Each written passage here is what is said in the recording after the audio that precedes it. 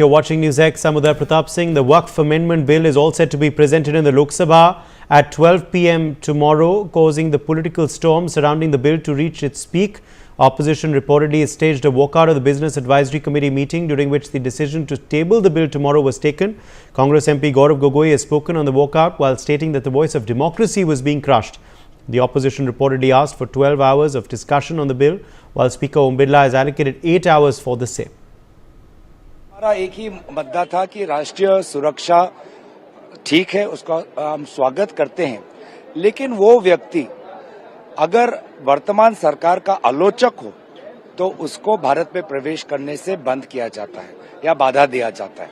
ऐसे कई हमने उदाहरण देखे। हमारे महाराष्ट्र के जो सांसद थे उन्होंने कई उदाहरण लिए कि किस प्रकार से अगर भारत के अगर कोई आलोचक हो, चाहे वो भारतीय क्यों ना हो, लेकिन अभी विदेश में रहते हैं, सिर्फ और सिर्फ उनके राजनीतिक विचारधारा के कारण उनको भारत में प्रवेश करने से बाधा दिया जाता है। और मुझे लगता है अब इस नए बिल के द्वारा वही काम ये सरकार करने वाली है।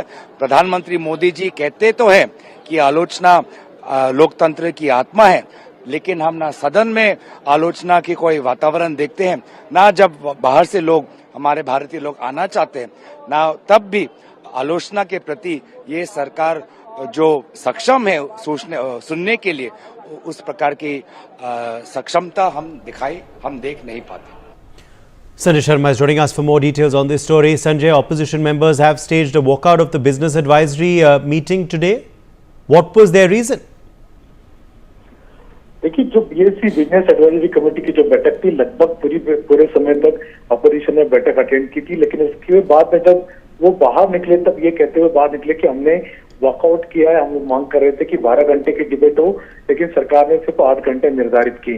लेकिन ये जो बात थी, ये लगभग उसी समय सरकारी पक्ष और बीजेपी एनडी के जितने नेता थे वो भी सब उसी समय बाहर निकले। तो ऐसा नहीं कह सकते कि इन्होंने बाइकआउट किया, हालांकि बाहर निकल के ये कह रहे थे हमने बैठक का बाइकआउट किया, लेकिन लगभग 8 घंटे का समय निर्धारित हुआ है।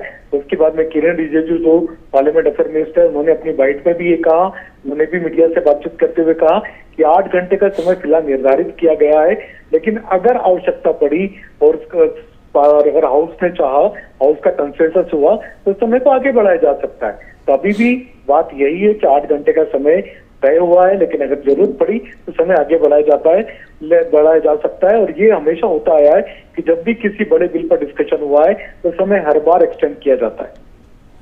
शुक्रिया संजय हमारे संग जुड़ने के लिए।